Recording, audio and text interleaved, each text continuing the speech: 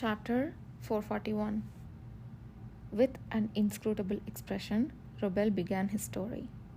He was one of the awakeners who had suffered not long after the Red Stone fell. Fleeing from his family and relatives who feared him, he eventually left his hometown. After much hardship, he met other awakeners who helped him, and that place turned out to be the Star of Nagran. When he first joined, the Star of Nagran was significantly smaller than it was now. To show his commitment, Robel met the sage, and it was then that he first learned of Nahan. "Are you saying you met him back then?" Ydir asked, his eyes widening in surprise at this unexpected revelation from Robel's story. "Yes, but only briefly. Back then, he was famous for blindly following the sage. Rumor has it that the sage saved him when he was on the brink of death." According to Robel, Hosanna had also been with Nahan since that time. Robel did not know when they first joined the Star of Nagran, since both had arrived before him. He had merely heard murmurs that the sage had rescued them from a city near the southern desert even before naming the group. At that time, they were concerned that if too many joined the Star of Nagran, it would attract attention. So, they were just establishing bases. Robel, being from the western region and wishing to live quietly, headed towards a base situated within the Great Serene Forest. Since then, he had lived as peacefully as possible, occasionally hearing news from other bases.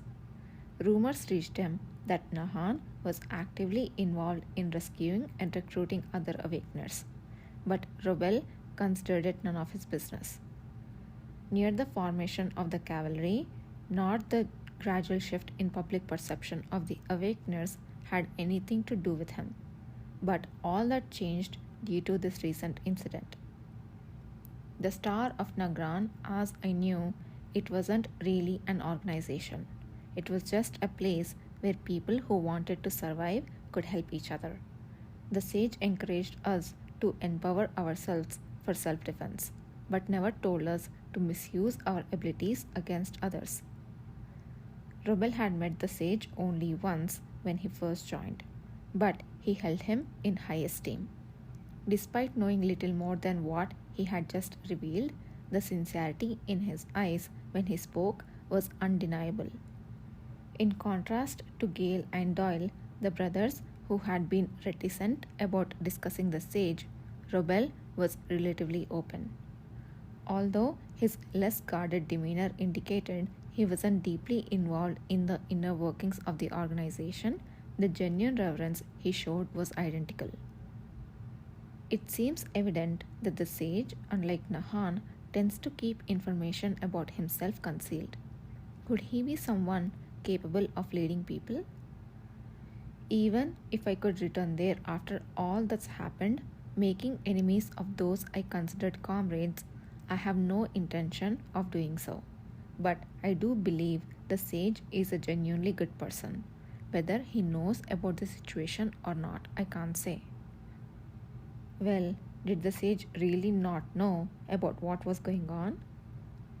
Whether or not the sage was a good person, as Robel believed, Ydir trusted his experiences from his past life a bit more.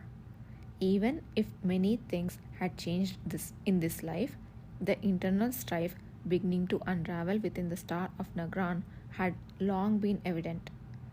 Nahan, who once blindly followed the sage who knew Nahan was going down a dangerously aggressive path but did nothing to intervene. Whether he can't or won't intervene, I still don't know. Something ambiguously connected between the two must have been the key for the internal strife and destruction in their past lives.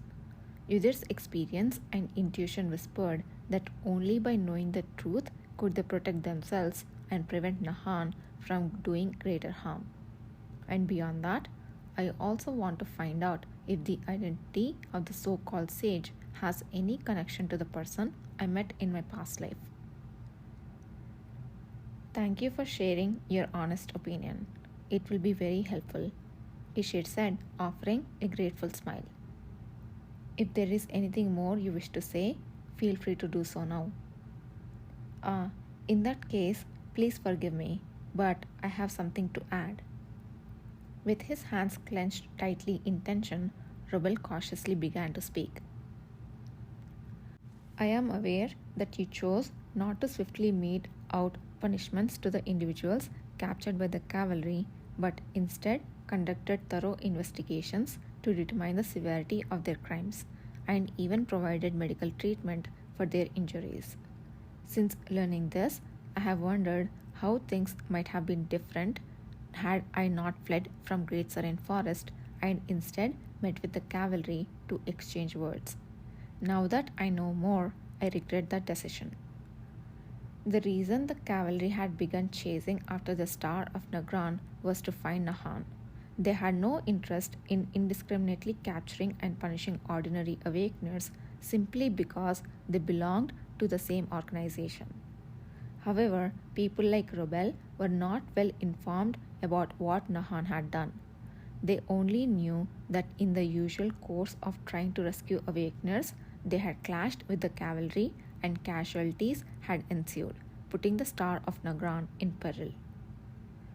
Since this incident, I have felt firsthand a drastic change in how people from the West view awakeners. I would never have known this without your help.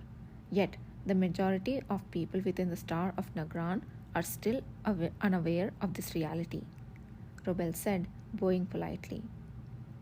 After Rubel left, Kishir sank into contemplation. Yudir replayed their recent conversation, observing Kishir's expression. The next in line is Sir Sakraman. Shall I call for him? Before that, may I ask what you thought when you first became an awakener? Instead of reply, an unexpected question came back. Yudir paused, then searched his memory. What was it like back then?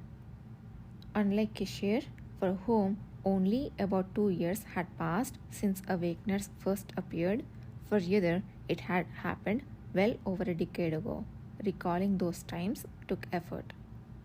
Before awakening, Yudir was somewhat bored with his monotonous life in the mountains.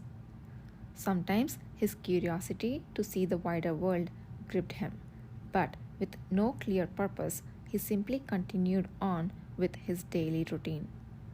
Things were much the same right after he awakened. Initially, he was a bit startled, but with no family to witness his powers, there was no one to react. Life went on as usual. At most, cutting down trees and traversing mountains became a bit easier. Until he heard about the recruitment for the cavalry, Yudir had spent 2 years post-awakening aimlessly wandering alone, devoid of excitement. I'd only heard rumors that many were awakeners, but since I was the only awakener around me, I didn't even think my powers were anything special. I had no particular thoughts. Typical of my assistant. After long contemplation, Kishir chuckled as if he were joking upon hearing Yudir's conclusion. You probably already know, but for me, that was a tremendous blessing and a lifeline. But it might not be for others. ... Listening to his story reminded me of the content of the diary I read yesterday. At the sudden mention of the diary related to the works of the first Duke Dane, the corners of Yudir's eyelashes subtly quivered. Wasn't that a time when magic had only recently started to take shape? The diary contained some speculation about the confusion that mages must have experienced. Strikingly, what we have heard isn't much different.